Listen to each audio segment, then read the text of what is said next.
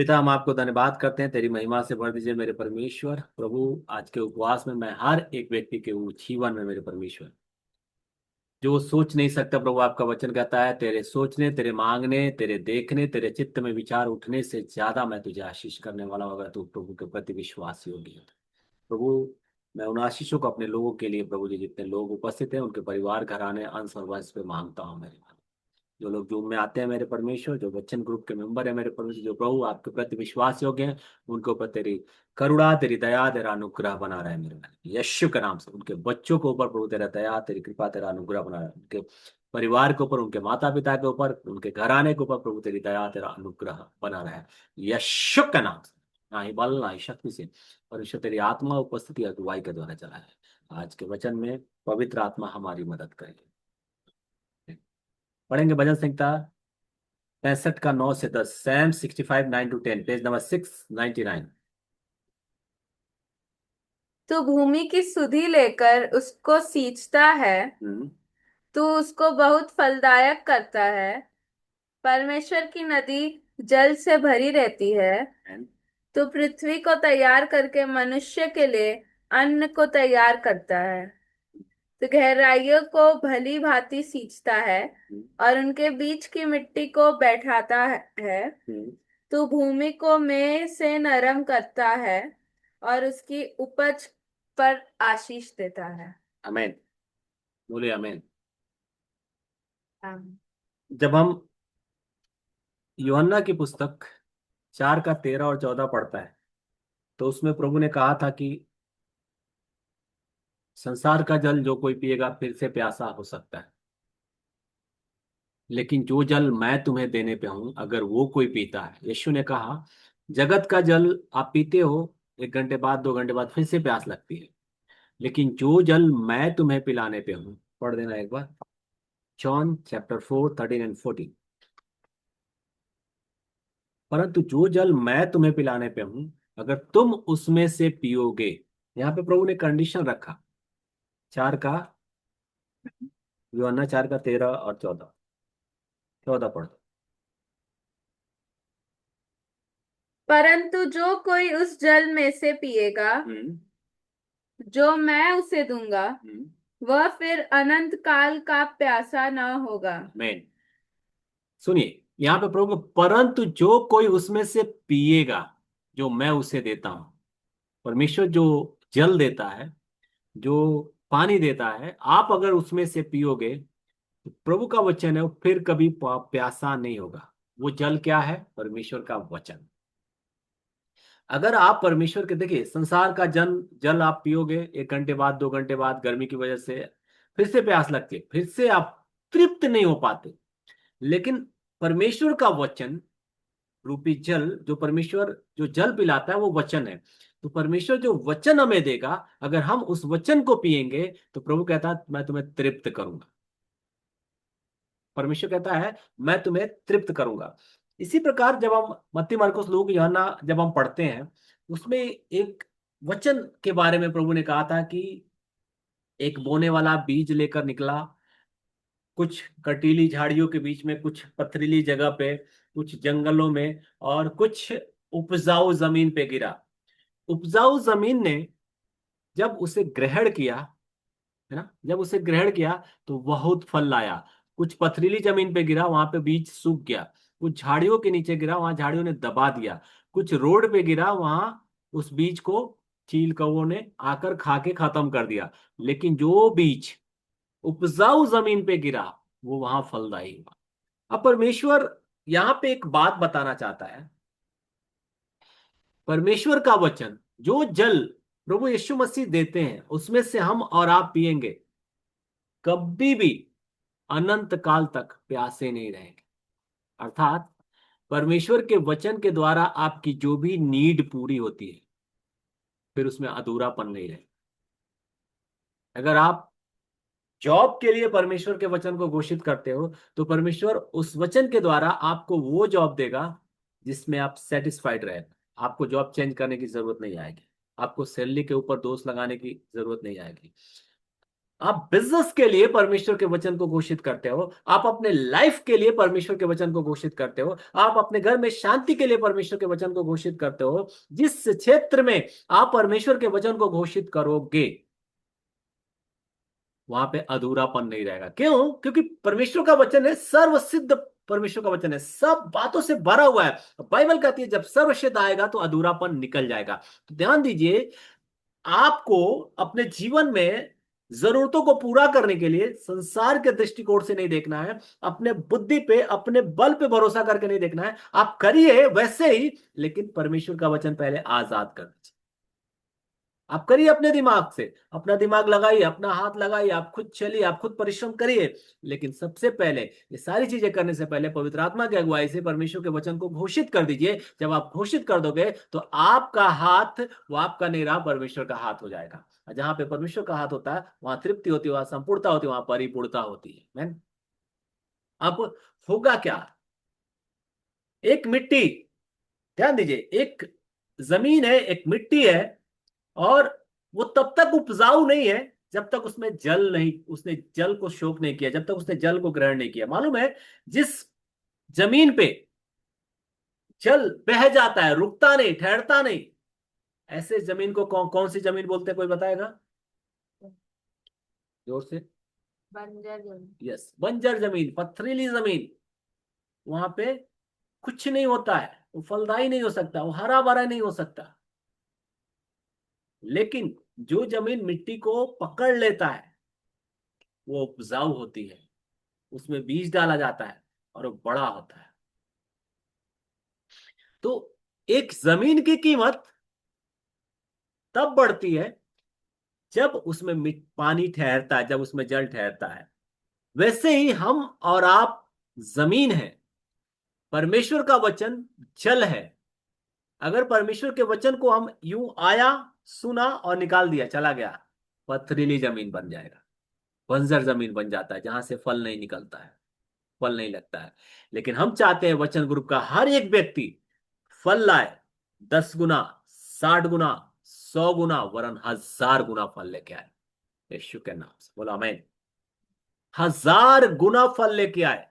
दुनिया में जहां 1 गुना लोग फल लाते हैं, हम और आप परमेश्वर के वचन को घोषित करके 1000 गुना फल लाने के लिए बनाए गए।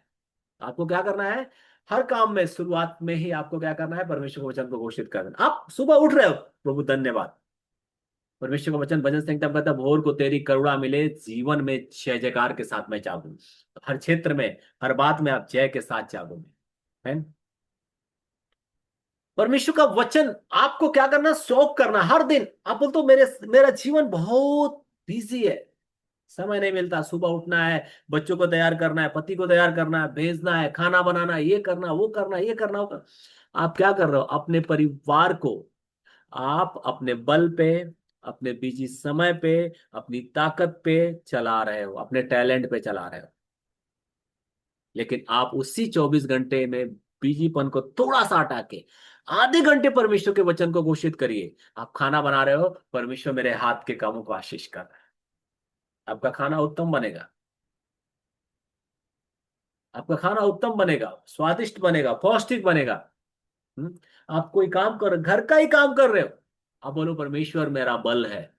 आपको थकान नहीं होगी, आपके घुटने में दर्द नहीं, आप करके तो देखो, बोलो। आपको ऐसा ना लगे कि मैं सिर्फ बोल रहा हूं और बस, ऐसा होता कहाँ? होता है ऐसा, ये होता है। आप करके विश्वास के साथ परमेश्वर के वचन को घोषित करके देखो। आप घर का काम करोगे, आपके घुटने नहीं दर्द करेंगे, आपके कमर में दर्द नहीं होगा, आपका, आप चलोगे, आपके पैर नहीं दुखेंगे। क्योंकि प्रभु का वचन कहता है वो तुम्हारे पाँव में पत्थर से ठेस लगने से भी बचा लेता है।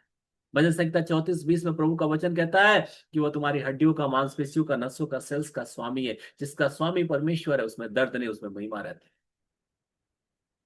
मैं कहना एक ही बात चाहता हूं कि आप जमीन बनो और परमेश्वर के वचन रूपी जल को अपने अंदर ऑब्जर्व करो, ग्रहण करो, ले लो, परमेश्वर के वचन को पी लो। क्या होगा?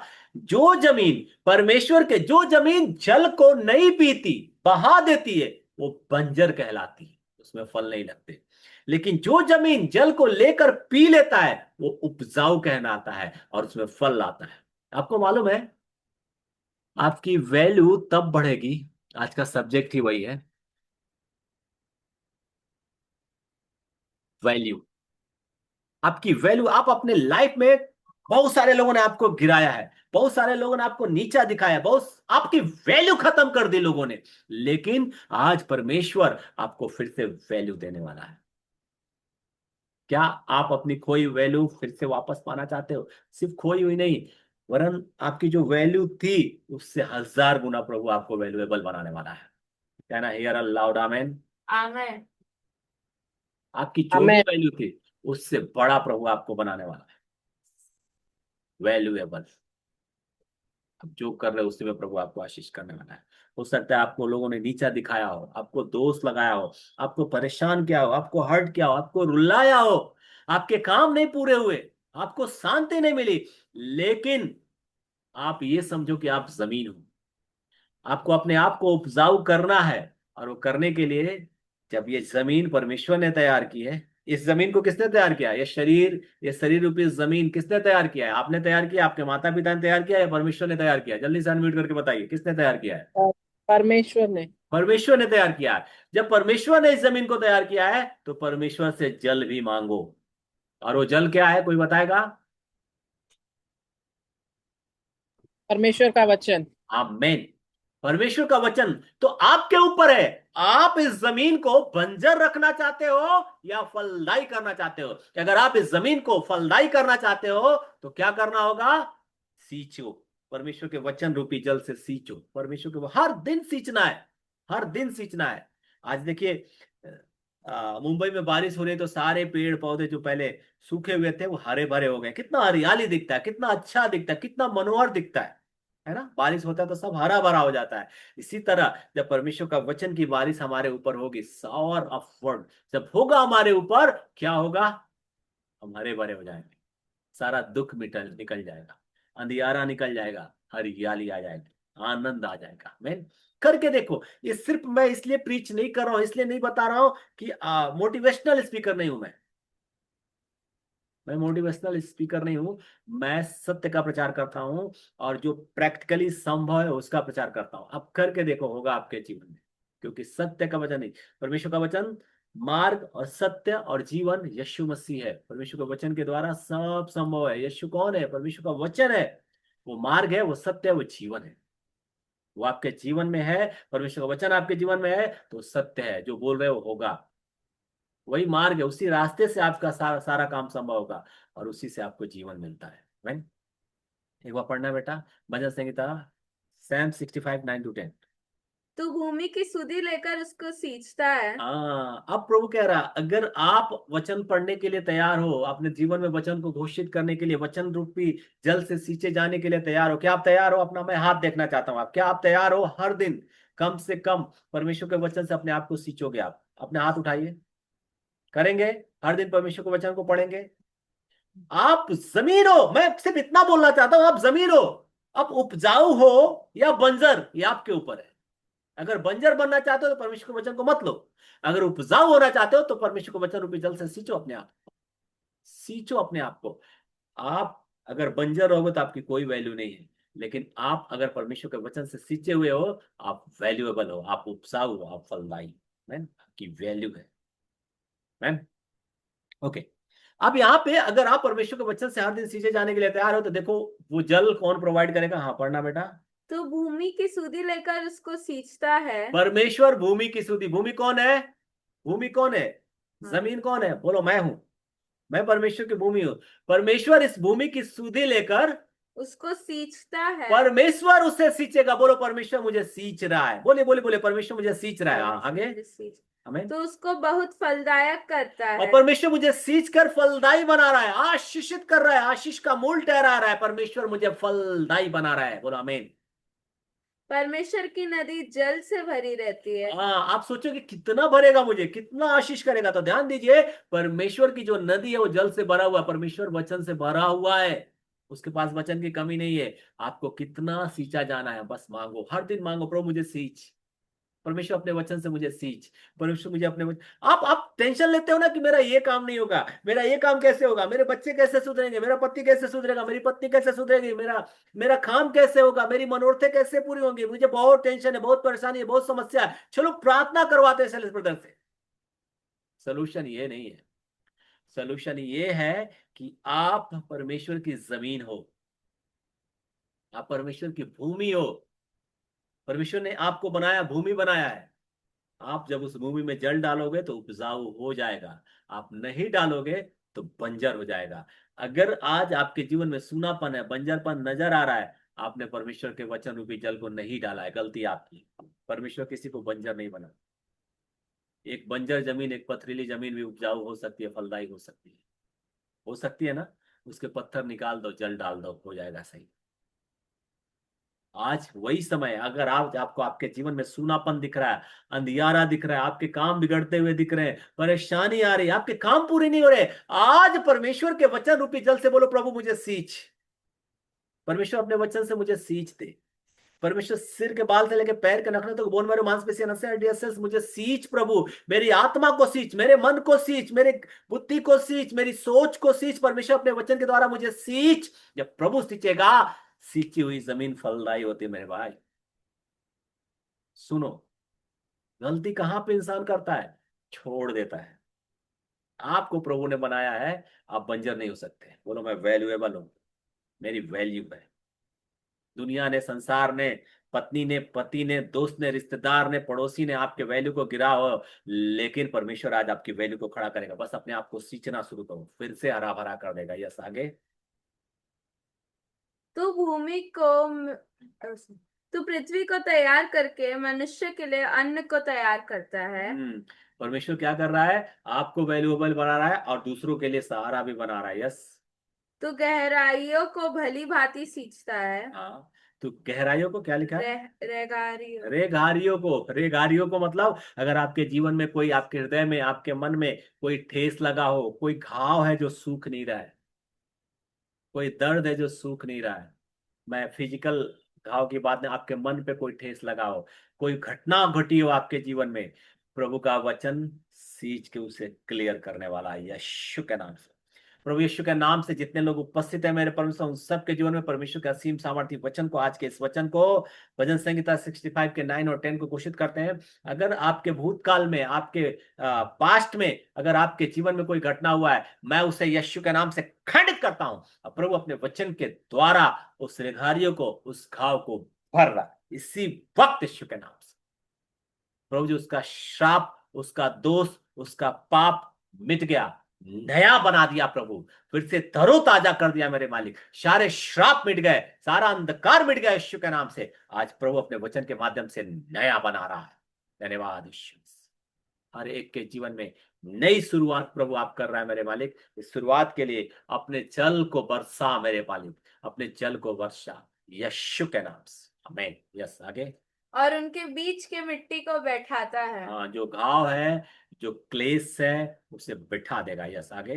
तो भूमि को मैं से नरम करता है। हाँ, तू भूमि को मैं से नरम। में से मतलब जल से नरम करेगा।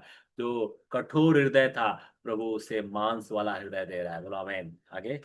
और उसकी उपज पर आशीष देता है। यस, और उसकी उपज पे आपको प्रभु उपजाऊ बना रहा है, फलदायी बना रहा है, और प्रभु आपकी पीढ़ियों को भी आशीष करने जा रहा है। हो गया? यस। और आज का फास्टिंग का अंगीकार है यशया 12 का 2 से पढ़ेंगे जल्दी से। यशया की पुस्तक 12 का 2। परमेश्वर मेरा उद्धार है। यस, अपने सिर पे हाथ रखिए और बोलिए मेरे साथ, परमेश्वर मेरा उद्धार है, मेरा छुड़ाने वाला। अगर आप किसी बंधन को महसूस करते हो अपने मन में, आप घुटन जैसा महसूस करते हो, बोलो परमेश्वर मेरा छुड़ाने वाला है, परमेश्वर मेरा उद्धार करता है। मैं भरोसा रखूंगा और न थरथराऊंगा। मैं परमेश्वर पे भरोसा रखूंगा और डरूंगा नहीं, थरथराऊंगा नहीं। यस, आमीन। क्योंकि प्रभु यहोवा मेरा बल और मेरे भजन का विषय है। परमेश्वर यहोवा मेरा बल है, मेरी स्तुति, मेरे भजन का, मेरे आनंद का विषय है। यस।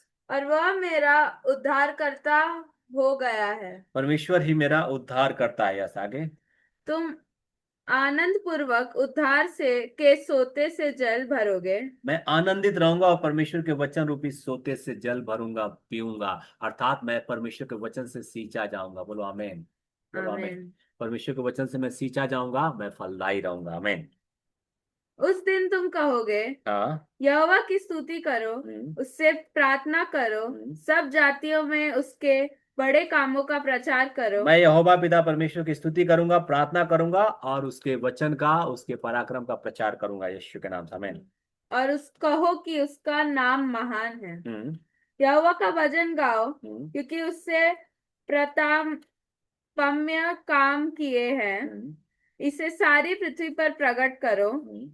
हे सियोन में बसने वाली, तू जय जयकार कर और ऊंचे स्वर से गा, क्योंकि इसराइल का पवित्र तुझ में महान है। आमेन। इज़राइल का पवित्र परमेश्वर पिता मुझ में महान है, अर्थात परमेश्वर पिता आप में काम करना चाहता है। बोलो, परमेश्वर पिता मुझ में काम करना चाहता है। तो इसे आप अंगीकार के तौर पे हर दिन ले सकते हैं।